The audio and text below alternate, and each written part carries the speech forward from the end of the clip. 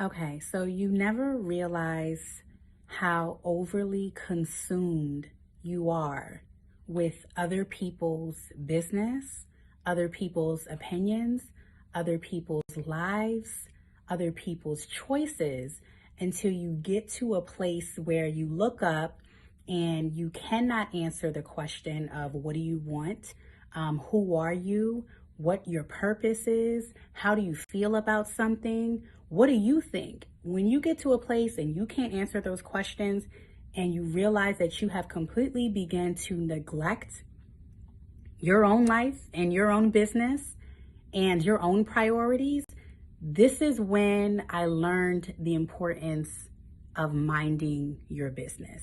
And so often we hear that phrase, and now it's like funny because it's like, it's always like drink your water, mind your business, or it's cute. Or, it's something that your mama said back in the day and it was like, mind your business, you need to mind your business. So it was always like this, like negative thing. I don't think that I really placed a whole lot of meaning behind that phrase until, about a couple of years ago when I was faced with myself and faced with the question of, do you really love yourself? See, we see like there's just so many memes and so many quotes and so many, information out there about the journey of self-love and healing. And I just always felt like, well, what does that even mean? And what does that even look like? And for me, it meant minding your business. It meant making my thoughts and my emotions and my feelings and my interest and my prayer life a priority. And so often nobody wants to admit that we all up in people's business constantly, but I mean, you don't even got to ask yourself twice. Like, we are overly consumed with other people's lives. I remember one of my friends posted on her story a while back, and the question was, why do you think it's so easy to get up every morning and check social media than it is to get up and journal? And my response, and I wrote the response on the question sticker, and it came instantly, which I'm very grateful for because I didn't spend some time minding my business now. So it really came instantly. I was like, well, that's just simple. One focuses on other people, and that's easy. And the other focuses on yourself, and that's hard. We don't mind our business because it's hard. It's challenging. It's difficult. You may not even like your business. And that's something you have to address when you start minding it.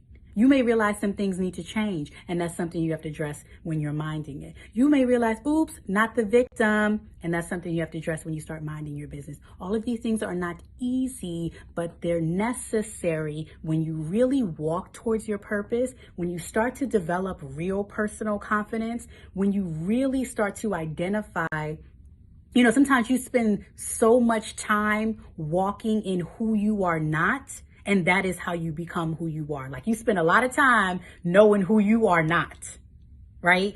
And you get to a space where I just want to be authentic to myself. I just want to be transparent and real. And that is what's going to attract the right people to you. That is what is going to have you living your life for you and who God called you to be, and not for other people. And so it goes beyond just being in people's business.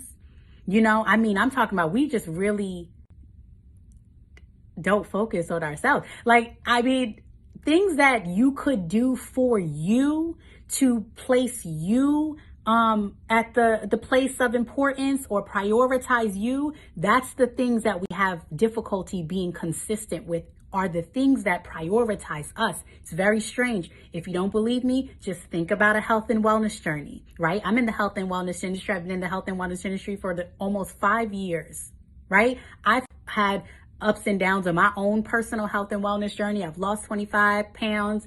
Haven't really gained that back, praise the Lord. But I had a mommy tummy, had to get rid of that child and ate too much, got it again, had to get rid of it again. I have my own ups and downs. The reason why people have a difficult time focusing on a health and wellness journey is because, period, you have a difficult time focusing on yourself. It only impacts you. So you have to care about you and your health and your goals a whole lot in order for you to consistently, right? Because these things just don't happen overnight. A health and wellness journey is a journey, honey. That's just saying ups and downs, and it's a journey. So you really have to be in a place where I care about my well-being so much. I care about, how I'm thinking about myself. I care about that. I care about things like gratitude and peace and joy and respect and worthiness. I care about these things so much. So I'm going to do the things that I don't want to do, that are difficult for me to be consistent with, because I know, as far as me, look, for me in my house, this is what works for me. This is what makes sure that Tenenge is in a good place. So you got to get to that place where you are really doing things for you, that you know where you need to grow, and you immerse yourself in those places, because it is going to create a better person for you. So you got to mind your business. We just focus on other people way too much. It's too much. It's not... Okay, minding other people's business doesn't mean you care about them. I don't know where we got that from, because a lot of people will be like, well, I just really want them to, what about you? Because that whole notion of you can't pour from an empty cup is the realest statement that we just love to ignore every day. You cannot pour from an empty cup. When you get some business about yourself and you want to protect it, and that's that peace.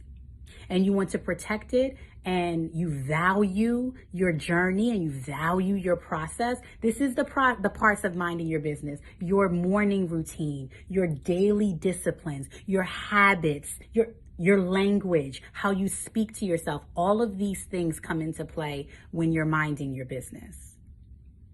And don't forget to drink water too.